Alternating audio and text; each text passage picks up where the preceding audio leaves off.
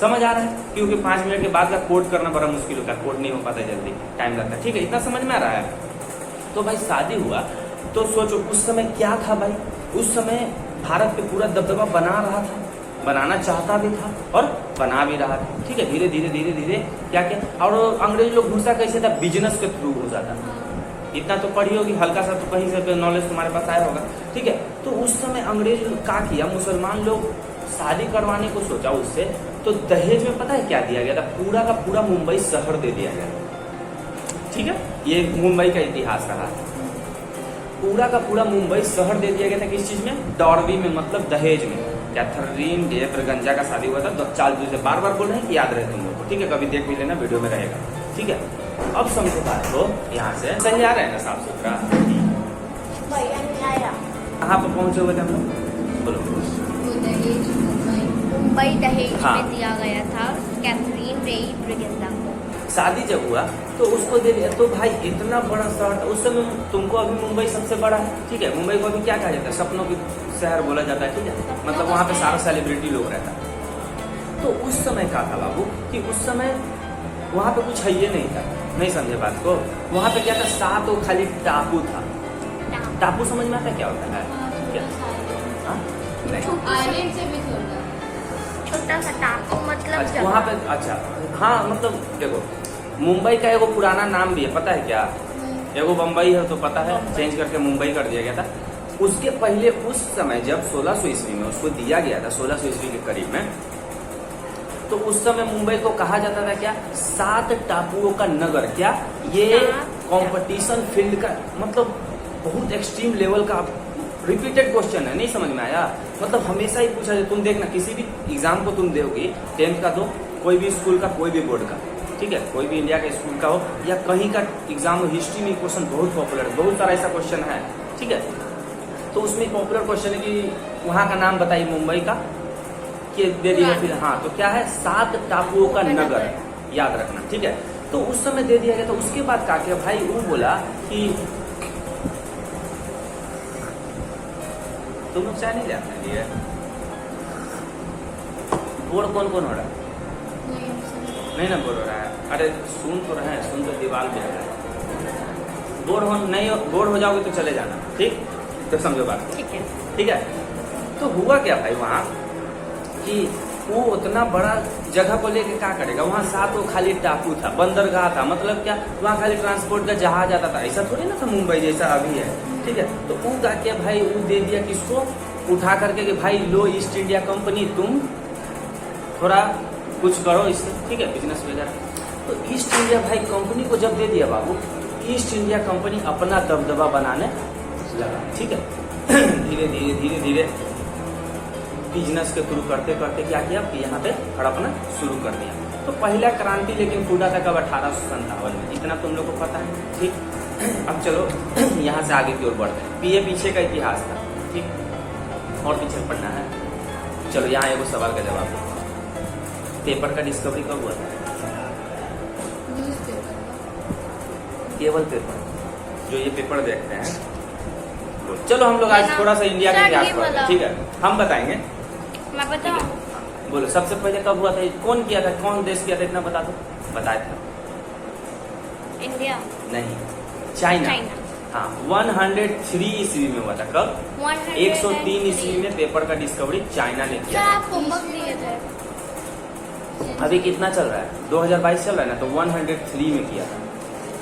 ठीक है, इसको खत्म कर देते हैं, जीभ लपलपाता रहेगा मेरा चाय पीने के।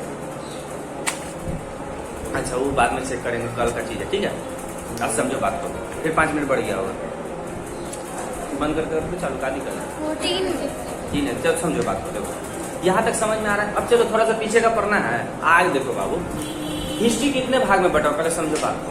इंडिया का जो हिस्ट्री है वो कितने भाग में बटा हुआ है, देखो जैसे कि आगे चल के तुम 10th पढ़ लोगी, 12th भी पढ़ लोगी, मान लो 8 16 पढ़ता है जैसे, तो वहाँ भी घोंच पोच रहता है लगभग। ठीक है, जब तुम यूपीएससी वगैरह का तैयारी या तुम तैयारी करोगे, वहाँ हिस्ट्री 3 भाग में बढ़ जाएगा। कितने, 3 3 6 नहीं समझना, 3 कौन कौन। एक है बाबू एंशियंट हिस्ट्री, मतलब जिसमें बहुत पुराना जमाना के बारे में, शिलालेखों के बारे में पढ़ना रहता है, क्या क्या मतलब उस समय का मूर्ति मिला, क्या था, कहाँ तक ऐसा राज्य था। दूसरा लेवल पे कौन आता है, मध्यकालीन भारत, मतलब मध्यकालीन हिस्ट्री, जिसको कहा जाए मिडवेन हिस्ट्री। अब थर्ड में जितना हम लोग अभी पढ़ रहे हो, तुम लोग पढ़ रहे हो ना 10th क्लास तक, जो भी 10th में खास करके केवल मॉडर्न हिस्ट्री ही पढ़ना, ठीक है। तो फिर वर्ल्ड का भी मॉडर्न हिस्ट्री आता है। तो बात हम लोग थोड़ा सा एंशिएंट हिस्ट्री पढ़ने का कोशिश करते हैं, ठीक है। अब तुम बताओ कि पटना, हाँ पटना का 2-4 को नाम बता के बताओ तो जरा। बहुत पॉपुलर क्वेश्चन है, ठीक है। ये क्वेश्चन मान लो तो यूपीएससी तक चलता है बच्चा लोग के पास, ठीक है। हम ऐसे ही तुम लोग को पढ़ा दे रहे हैं। बोलो पटना का और कोई नाम पटना का पुराना? पाटलिपुत्र। पाटलिपुत्र नहीं था, पुतला नहीं था, पाटलिपुत्र पता है? अच्छा, उसके पहले कहा, उसके पहले और भी पटना का नाम था, तुम कहीं सर्च भी कर लेना। पटना, पाटलिपुत्र, पाटलिग्राम कब था? वो गौतम बुद्ध के समय था, समझ आ रहा है? गौतम बुद्ध, हाँ वो भी पढ़ा देंगे।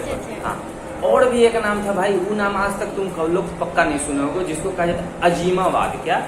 अजीमाबाद। पटना का ही बहुत पुराना प्राचीन नाम था, क्या? अजीमाबाद, ठीक है।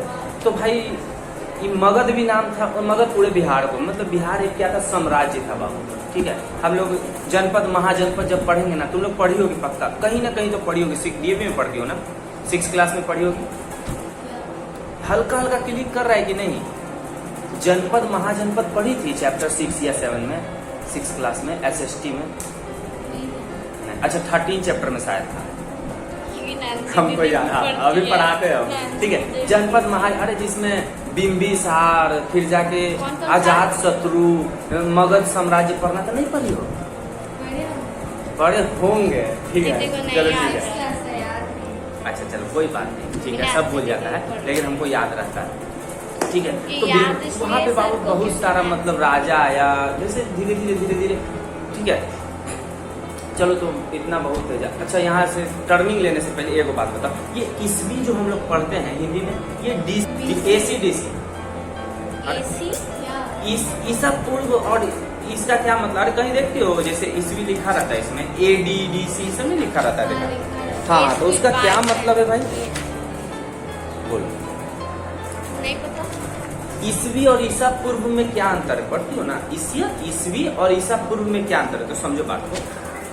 जैसे देखो, यीशु मसीह का जन्म कब हुआ था? बोलो। डे बताना है। डे नहीं बताना है, केवल ईयर बता दो ना। 1 ईस्वी में, ठीक है। देखो 0 तो 2022 तक चल रहे हैं ना, तो 2022 साल पीछे उनका जन्म हुआ था यीशु मसीह का, ठीक है।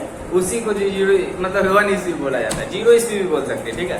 तो देखो उसके आगे हम लोग आ रहे हैं, ठीक है। अभी मतलब धीरे धीरे क्या हुआ, उस समय से पहले राजा महाराजा था, चलते अंग्रेज लोग आए, नहीं मुसलमान, पहले तो राज किया भारत का राजा लोग, ठीक है। फिर मुसलमान अपना दबदबा बनाया, धीरे धीरे पुर्तगाल वगैरह आते गया, फिर अंग्रेज आया, अंग्रेज गया तो फिर 1957 के बाद 1947 का धीरे धीरे इंडिया डेवलप करना शुरू हुआ। इसका अपना एजेंसी बना, किस चीज, स्पेस का, ठीक है। धीरे धीरे हर तरह का संस्था बना, और आज हम लोग का भारत बहुत ज्यादा डेवलप है, नहीं?